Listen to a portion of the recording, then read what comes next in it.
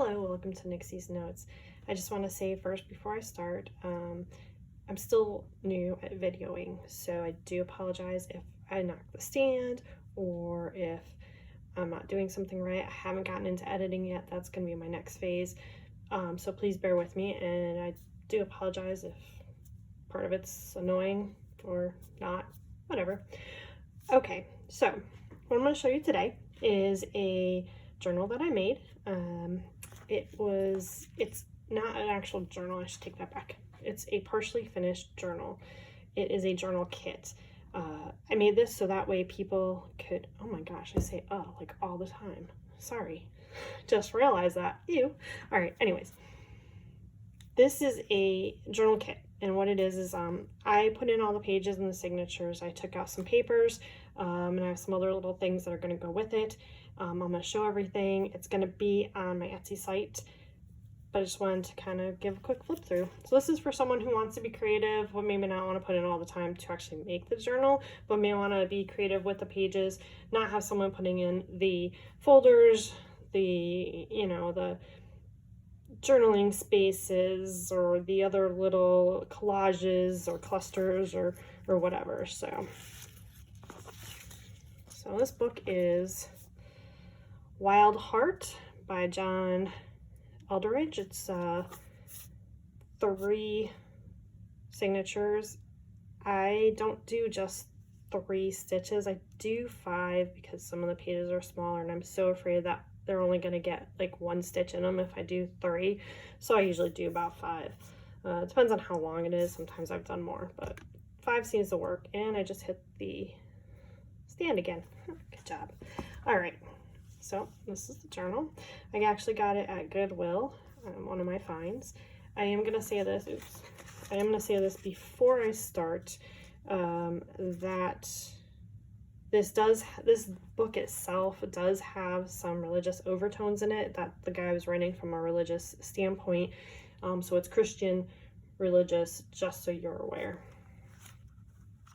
So here we go. I like to actually keep parts of the book, kind of parts that make them unique, and this apparently was owned by Eric and Jen Brown at one point. I also like the cover page. It's a great place to journal too. And if you wanted to see his other books, there they are. All right, let's take a look into this journal. So I'm just gonna be flipping through the pages. That's really all there is in here is pages. Again, it's for someone who wants to decorate it themselves. There's some great places to do some glue booking or some collaging if you want. Plenty of spaces to write as well, so if you want to do a little bit of both, it is a great book for that. I did, again, I gotta stop that. I have to work on that. The pages from the book I did put in there just for so like, just because it's part of the book, I like to kind of keep parts of the book with it. This is actually watercolor. I watercolored that. This was a piece of paper I doodled on a long time ago, and I just kind of thought it matched really well.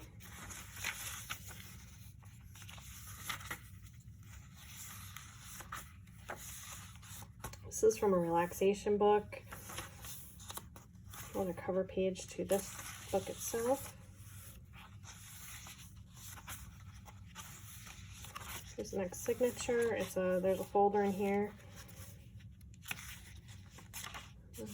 Folder map. This is done with watercolors again. Plenty of spaces to write.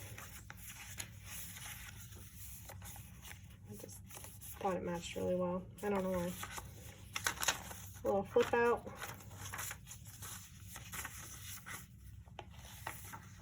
It's a great thing with using book pages too. There's some book pages where there's nothing on them, so you just have kind of a nice blank piece of paper. It's got a lot of tooth. For someone who's not aware of what that means, the paper itself feels a little more rough. This feels a lot more smooth. This means it's got more tooth. Watercolor paper and sketchbook paper sometimes, drawing paper, I think, has more tooth to it because of the way you want your pencils and watercolors to appear on the paper. The more tooth also allows for more absorption of the watercolor paint, so it doesn't get as wrinkly. I think that's a rag content too. Correct me if I'm wrong in the comments.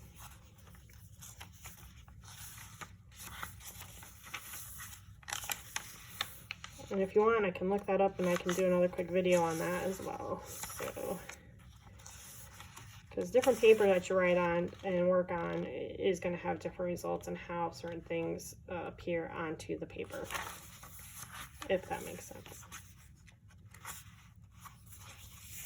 This was a beautiful, beautiful book. You've probably seen pages in other journals I've done. I absolutely love this. I just love the colors of the book.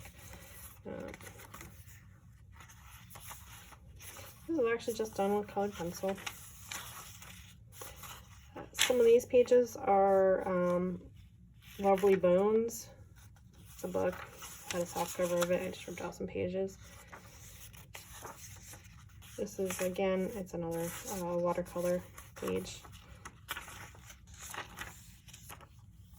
Got that from a nice gardening book. Just thought it was pretty relaxing.